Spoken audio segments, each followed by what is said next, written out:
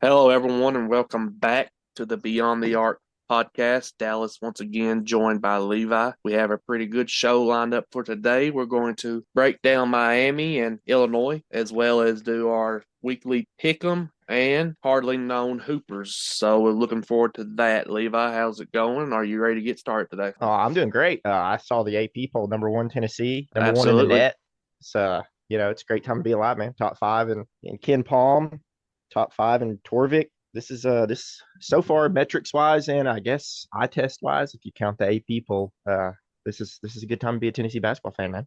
Absolutely, and we'd be remiss if we didn't mention Lady Vols making their first appearance in a while in the AP poll at number 19 today. It's big for Kim Caldwell after they knock off Iowa. I do have to give one shout out to Felicia Cooper. What, Absolutely. what a baller, man. I mean, took the game over the last 4 minutes of the game. It was just like, just give it to her and get out of her way. I can see why Dawn Staley signed her out of high school because that girl, she can play. She's a great player. Absolutely. I saw someone compare her to Rakia Jackson and Jordan Horston, said she's kind of a mix of those two, and I can kind of see that, especially on the defensive side with Horston comparison. Great comparison.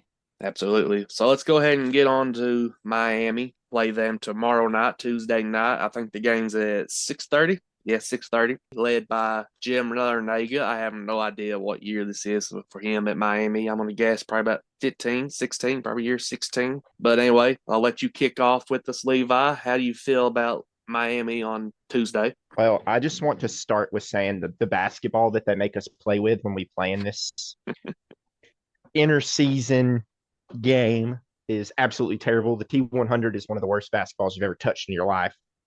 I believe it should just be burned and never used again, but here we are, very similar to the NBA basketball. I remember a couple years back when we played Texas Tech, Yep. not last year when we played. I can't remember who did we play it last year? I'm sorry, Dallas, I can't remember now. Yeah, we did, but I have not for the life of me can remember who it was against. Was it North Carolina State last year? I don't think we played North Carolina State last year. Let me pull it up here. I believe it was North Carolina State. I remember Oh everybody yeah, because because we played DJ yeah. Burns. Yeah, that checks out. That hmm checks out. Anyway, regardless of that, the basketball's terrible, but we're favored about 14 points off pretty much everything I've seen. I don't expect a whole lot from Miami due to the fact that their defense is just flat out pitiful. But then again, knowing us, we could come out and not shoot the ball well. But their offense is, I think, over, let's see here, 82, ranked 82nd efficiently in the country. But their last 10 games, it's even been even worse than that, 94th. So I don't really believe. I mean, it's a 3-6 Miami team. It's just not an impressive team. They went to Memphis or Clemson this past week. I actually watched that one. Miami played well in the first half, and Clemson kind of pulled away late. It was a very odd game. What you would expect for two teams to be playing each other interconference this early in the season. This is another reason why I like the SEC. We start our conference play later in the year. I don't really. I mean, could you imagine? Yeah, I just want to hear your thoughts on this. Could you imagine if we had to go play at Arkansas this early in the season, or at anywhere where it's a tough environment? Yeah, because I mean, I was watching the Louisville and Duke game last night, and I was just kind of shocked that it was a ACC matchup. And I looked on the ACC on ESPN and noticed that pretty much every ACC team was matched up with the other conference opponents, and I was blown away that it was already this early. The ACC was starting. I definitely agree that I prefer the later matchups. And you mentioned the Clemson game at Miami. Nigel Pack went 0 of 7 from the field. I believe he was also 0 of 7 from three. That's a player Tennessee's going to have to bother early. I don't think he's going to have as bad of a game. I feel like that'll be a good matchup for Jemai Mashack. If he gets going early, I think it could be a close game. But as you mentioned, we're using the TF 1100, whatever it is. I'm not even sure what It's a terrible basketball. It doesn't it it doesn't doesn't it matter doesn't what it's matter. called. Yeah, It's a it's terrible it's basketball. terrible, but it should be a low scoring game unless I mean who knows, maybe Chaz Lanier can shoot with and go out there with a rock and score about 30. But yeah, as you mentioned, watching the game, I kind of like Matthew Cleveland. He's a bench guy. I thought he was pretty aggressive and transition. Miami just runs your occasional, your traditional 4 out, 1 in offense. They do sometimes go to a 5 out. When Kidd, he has got some nice footwork down the post. I believe he's shooting about 70% from the field. And you talk about the Tennessee being favored by 14. Haslam Metrics currently has Tennessee winning that one 84-65, which I'm going to push back on a little bit because of the TF 1000. I see it in about a more low 70s, low 60s game with Tennessee pulling out about 9 point victory. What is your prediction and any other players or stuff that I may have skipped over that you feel like needs to be mentioned? I believe we need to check out Jalen Blackman from Miami. He's shooting about 39% from three. He can really fill it up if you leave him open.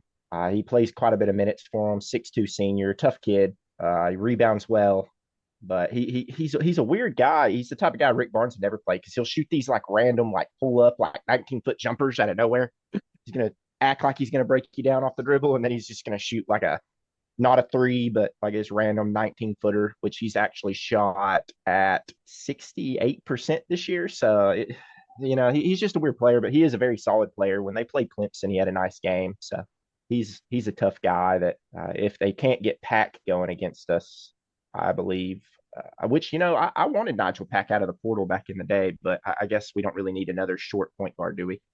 No, not at the moment. I think we're pretty good with Zakai, but I wanted Pack too. So is that all you got for Miami? I just don't think it'll be that close of a game. I agree with you. It'll be a lower scoring game, but I'll be highly surprised if Miami can get over. Well, heck, I said it against Syracuse. I was like, I'll be surprised if they get 60, and they ended up scoring quite a bit more than that. So I just don't see Miami being able to keep up with us. They're just not a good basketball team.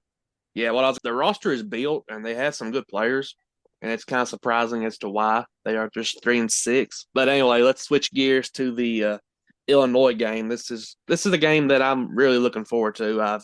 I'm a big fan of Brad Underwood and the offense he runs, a spread offense. Which, when you hear it, you would think, okay, 5 out, maybe 4 out, 1 in, but that's really not what it is at all. It's kind of a high type spacing.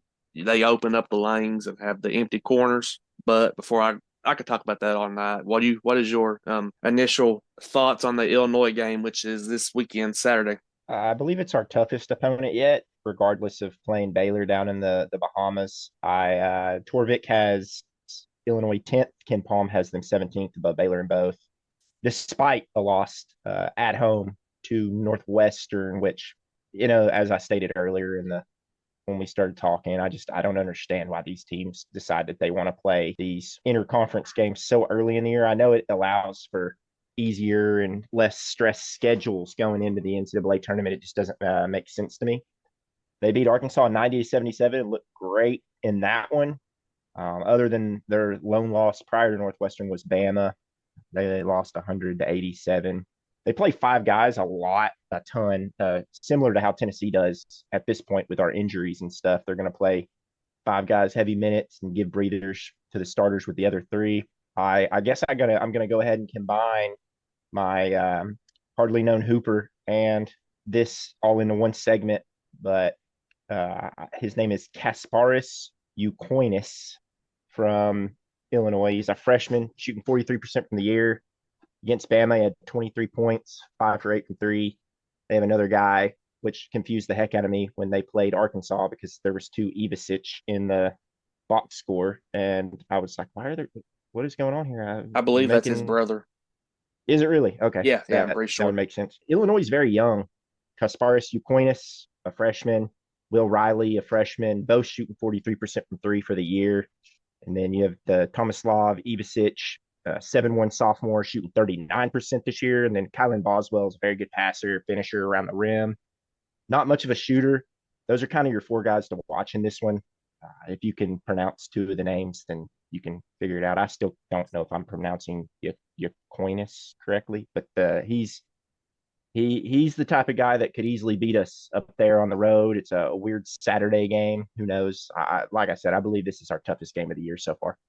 I agree. I had both Kasparis and Will Riley wrote written down here, and I put next beside it NBA talent. I feel like they are both pretty much suited well for the NBA. I feel like Illinois is kind of full of NBA talent when you look across the roster. Would you want to break more into the spread offense for maybe people that don't necessarily understand it? Maybe you want to talk about the origins or anything. Do you have anything you want to add there before I get into my spiel? I just know Underwood is very, very much always been about that offense. I played in a very similar offense when I played in high school. Our coach was very heavy into watching this offense, and he'll spread you out. And all I know is that our defense is going to be stressed. He's going to put a ton of pressure on what we prefer to pack the paint, make Yes. it difficult for people to get in the paint. It's going to be very easy with the space they give in their offense. It's very much like if you were to make a comparison to football, almost similar to Josh Heupel's in the way of instead of just using this part of the floor, we're putting everybody into the furthest spots that you can possibly put people and allowing people to make plays and get good looking shots and opportunities from the 3 point line, which, as I've stated, 43, they have two guys shooting over 40% this year, one shooting close to 40. So it's gonna be a test for us in the way that we like to run our defense. It worked out pretty well for us last year at home. It's a different breed on the road. They had a guy last year that's not on the team anymore this year. Only averaged like 8 or 9 points a game, but we left him open often, and he made us pay for it often and early. So it's a very tough test, stylistic wise, for what we like to do defensively. And I'm sure you can touch on it a little more than I can. All I'm trying to say is it's a very spread out offense that definitely puts pressure on the type of defense we like to play.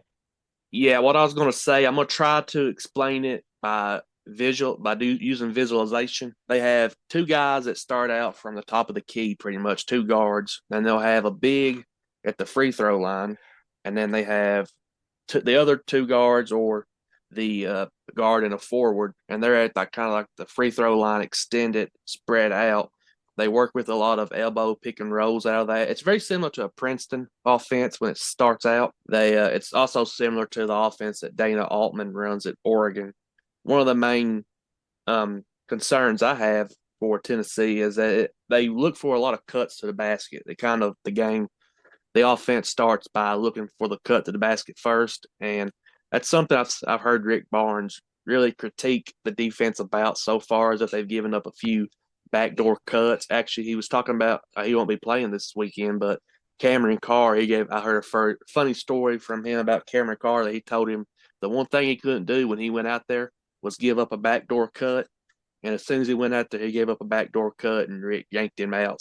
I thought that was kind of funny, but that's definitely something that Illinois is going to be looking to do to Tennessee, as well as you mentioned, spread us out and try to draw Felix Okpara away from the rim, which Will Riley is 6'8" forward, and as you mentioned, is a pretty good shooter. He could definitely be the guy to do that. Tennessee may have to go one of the smaller lineups because I feel like they're going to try and draw Okpara away from the rim and try to use maybe what lack of quick verticality and horizontally and all that he may have. So they may have to go with Igor at the 5. Do you have anything else, or do you think I pretty much nailed it?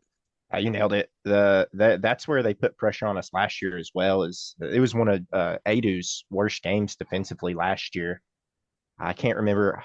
I would love to remember the name of the kid. If you'll give me 2 seconds here. He transferred to Kansas State. Coleman Hawkins?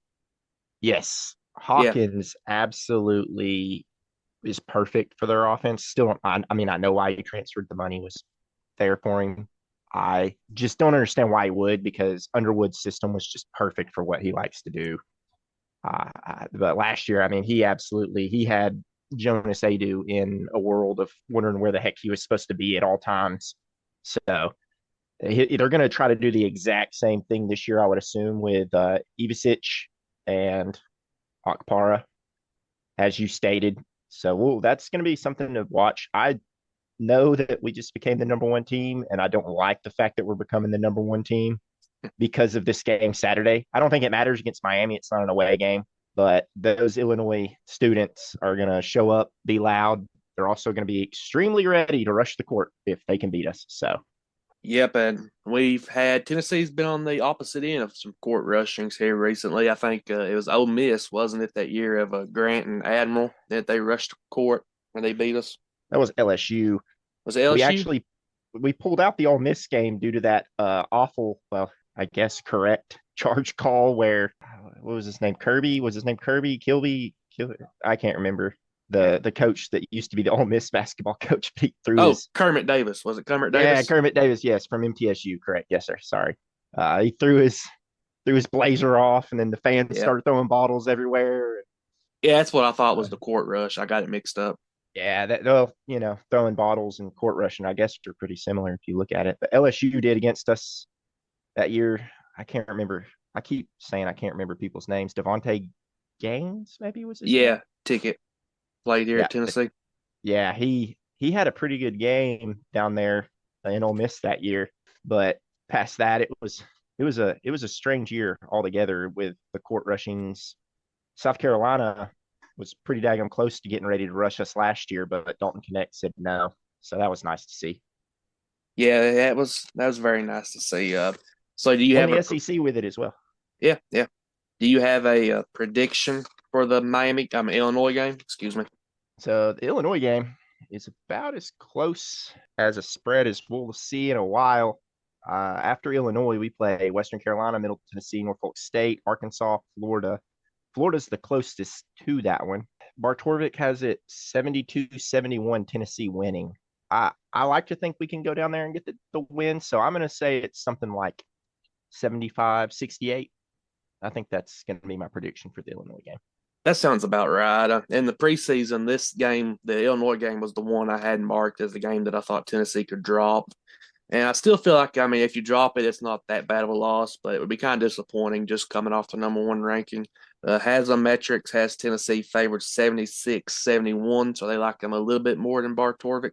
I'm going to say, I'm going to think, I'm going to say Tennessee got the 76 to 71 lead with about 2 minutes, and they open it up to an 81-72 victory. So 9 point victory is what I'm going to say. All right. Let's switch gears and start off with the NCAA pick'em. Last week, Levi, you went 1 of 3. I went 2 of 2, so not much better, but at least I'm hitting at 500 at the moment. The games we have picked, we're going to be picking today are Wisconsin versus Illinois, Memphis versus Clemson, Louisville versus Kentucky, and Michigan versus Arkansas. Let's start off with Wisconsin versus Illinois. Who do you like and maybe why? I'll take Wisconsin in that one. It's at Illinois, I believe, correct? Yeah, I think so. Yeah. So yeah, I like Wisconsin overall in that one. I think Wisconsin's a tougher team. Illinois maybe looking ahead to us. Ooh, we get to play the number one team in the country on Saturday. So midweek game, Big Ten game. I'll take Wisconsin. Nah, I can see it. I can see it. I took Illinois just for the fact of I don't really want them coming off a loss when we go in there. I'd much prefer them feeling kind of confident. Tennessee could just maybe smack them in the mouth, but I definitely see a world where Wisconsin can win that one. All right, switching. I took Illinois, by the way. Switching gears to. I already said that. Switching gears to. Cut it out. Cut it out. Switching gears to Memphis versus Clemson. Levi, who do you have and why? I like Clemson. Memphis just dropped a game to Arkansas State, their first ranked win since 1985, actually, which is more puzzling than maybe anything I've heard of in a long time. Have you not won a ranked game? I mean, there's so many random teams that get ranked. I guess them coming from the Atlantic Sun, there's probably not too many ranked opportunities, but 1985, I was not even thought of at that time. My parents were still in high school, so I'm gonna take Clemson there. Clemson's a tough team. They play basketball the right way, so I'll take Clemson in that one. I took Clemson as well. I almost took Memphis because I thought surely Penny Hardaway will have them ready to play after the next game.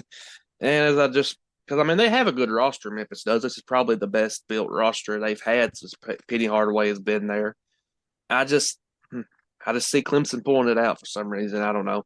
Maybe I'll maybe we'll both look stupid, but that's the risk you take. All right, switching gears to Louisville versus Kentucky. I believe I know who you're going to pick here, but go ahead and let us know who you pick and why. I'll take Kentucky. I think they're the more physical basketball team. Louisville didn't really handle our physicality very well. Pope runs that pretty similar physicality style that we do. They shoot more threes than we do, but I like Kentucky to be more physical. Pryor, regardless of the way he looks, was a huge loss for Louisville. So I'll go ahead and say I'll take Kentucky in that one. Before the season, I even mentioned that I thought Louisville could pull off some upsets, and they did pull off a few. They've pulled off a few already. I thought they was going to beat Duke last night, which was Sunday night. Yeah, I almost thought they was going to beat Duke, but Duke came back and got the victory. Kentucky, they almost got embarrassed by Gonzaga, and that can really shake your confidence. They did come back. I'll give them credit, but I'm still not so sure. Just I don't know how good Are we allowed Kentucky to is. do that? Do what? Are we allowed to give Kentucky credit? I don't know. I don't We know if did it, so I guess we are, huh? yeah. I I mean they came back, but I'm not so sure how much that was Kentucky winning the game versus it was Gonzaga just pissing down their leg. Because I Yeah, they mean that looked abysmal. yeah, I mean that last possession, I don't know what happened there. I'm gonna go Louisville and going to regret this because I feel like this is going to be the one that makes me face palm.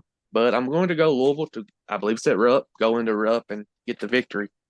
All right, switching gears to Michigan and Arkansas. Who do you have and why? That's a really tough one. I think this is possibly the hardest one that we've went through at this point. I think I'm going to take Michigan. I like Michigan this year. No offense to Juwan Howard, just not a great college basketball coach.